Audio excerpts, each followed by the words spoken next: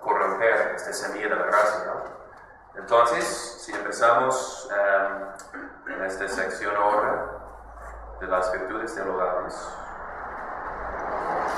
primeramente, como ya les había dicho, teologales quiere decir Deus, ¿no? Dios, nos relaciona directamente con Dios. Las virtudes cardinales, ¿qué quiere decir cardin? Corazón. Cardo. Corazón. No. Bisagra de puerto. Quiere ser para la clase de latín. Entonces, cardo, cardinis, es decir, bisagras. Ustedes saben, hay 4 aspectos del ser humano: su intelecto, su voluntad y sus pasiones humanas, ¿no? Fuertes y sencillas o sensibles, ¿no?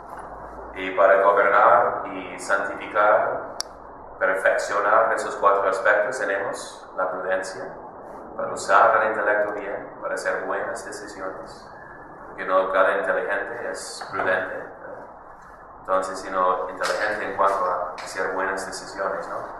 Para la voluntad, para dar lo que corresponde a los demás, bien común de la familia, sociedad, iglesia, tenemos la justicia. Y para gobernar y poner en orden las pasiones fuertes, que son buenas en sí, la ira, el temor, tienen su meta humana, pero según la fortaleza, ¿no? Para que temamos lo que debemos temer, y para que conquistemos con ira, ¿verdad? Con fuerza, lo que debemos conquistar y batallar, ¿no? Son los males difíciles, por eso necesitamos la ira, ¿no? Se ve en el fútbol, ¿no? Si llegan tan tranquilitos, pues no van a ganar. Tienen que estar enojados, ¿no? Tener esta ira, ¿verdad? Para conquistar al enemigo de Atlas, ¿no? De América, solamente. Estamos de acuerdo en eso, ¿no? Entonces, y para las pasiones concupiscibles, sensibles, ¿verdad? Del deseo sexual, del deseo de comer y beber, que son buenos, obviamente, pero cuando están en orden, ¿verdad? Tenemos la templanza. Y decimos, todas esas virtudes cardinales tienen medida, ¿verdad? Y la virtud está justo en el medio, ¿no? ¿Verdad? Entonces la templanza, por ejemplo, y corresponde a las circunstancias de cada uno. ¿Cuántas calorías, ¿verdad?, uno debe comer cada día? Yo creo que va a ser diferente para Cecilia y para su servidor. ¿O ¿Cuántas copas de vino debe tomar uno? ¿Puede tomar uno? De modo que no sea pecado. ¿Para usted? Una botella. 2 copas de vino de uva. Sí. ¿Y yo una botella? Si comemos por mucho tiempo, pues sí. No. Entonces varía, ¿no? Según las circunstancias, ¿no? De cada uno.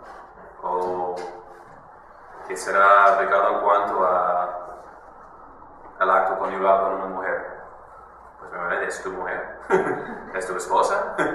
O no, es otra mujer. ¿Estás casado?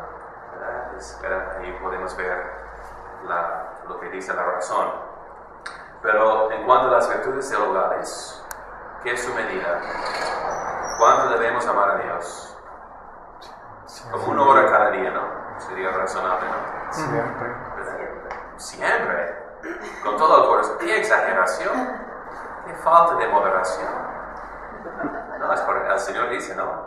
Amarás a Dios, es la otra definición de santidad, ¿no? Amarás a Dios con todo, tu entendimiento, voluntad, corazón, ¿verdad? Entonces no hay medida. La medida, según la cual debemos amar a Dios, es amarle sin medida, ¿no? Porque trata de Dios y no los medios para llegar a Dios. La virtud de la religión es parte de la justicia.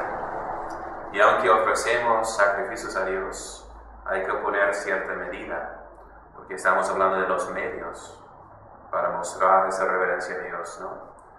Pero si pasamos nomás todo el tiempo en el templo ofreciendo sacrificio, pues podemos faltar a otros deberes, ¿no? De nuestro estado de vida. O hacer demasiado de modo que gastemos la salud y perdemos. Bien, entonces,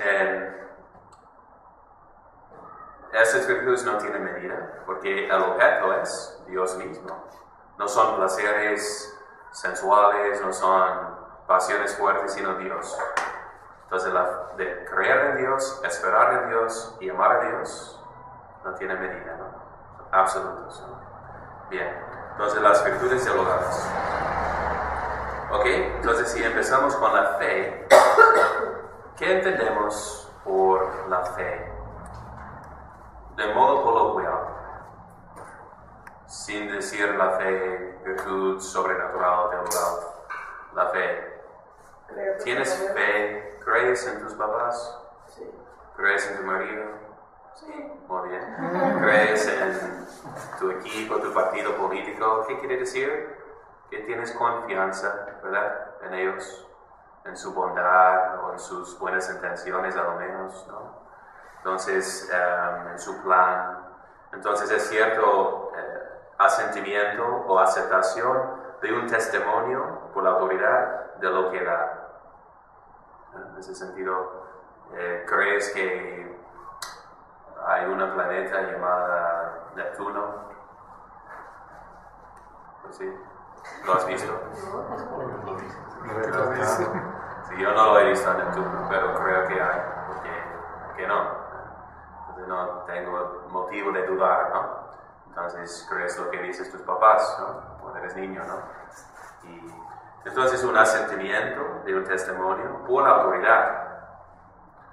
Entonces, por la autoridad. Si no tiene autoridad, o si yo siento que no está calificado para decir tal cosa, entonces no creo, no encuentro una persona de confianza, ¿no? Esa fue fe humana, ¿verdad? Entonces, y distinta de la fe divina. Porque la certeza de la fe humana no es absoluta, ¿no? Depende de la persona, ¿no? Mi mecánico, yo creo en él. Pero yo sé que tal vez hay un mecánico mejor que no sabe todo de todo, pero sabe mucho más que yo. Entonces confío en él y le doy las llaves de mi carro para que lo repare. Entonces, pero varía, ¿no? La fe divina se basa en Dios. Por eso viene con una certeza absoluta. Ok, entonces, la definición de la fe tenemos aquí explicada, pronunciada, definida infaliblemente por cuál concilio. Cada concilio convocado por la Iglesia fue convocado para dirigirse a los errores presentes, ¿no? Actuales en su tiempo. Entonces, cuando vimos en la historia de la Iglesia ataques contra la fe en sí, ustedes saben que hubo herejías de arrianismo que negaban la divinidad de Jesús, otros que negaban su humanidad, otros que negaban pues los sacramentos, ¿no? Como Martín Lutero, ¿no? Y la Iglesia. Pero en los tiempos, en el siglo XIX, en el mundo filosófico, hubo muchos ataques en contra de la fe tal cual, por el racionalismo, que el hombre con su razón puede captar todo. No hay nada por encima de la razón es como divina, y no hay nada por encima del hombre. Entonces, de hablar de fe y misterios, eso es para niños, ¿no? Para un hombre adulto, pues ya puede saber todo, y si no se puede probar con la razón, es por los cuentos, ¿no? Es fantasía, ¿no? Que no se debe tomar en serio. Eso fue el racionalismo, ¿no? Que es muy pues un ataque de la masonería también, ¿no? Ellos, en su plan siempre, el plan de Dios es de elevarnos a la gracia, al orden sobrenatural divino, al plan de la iglesia de Satanás, como la describe el Papa, los masones, ¿no?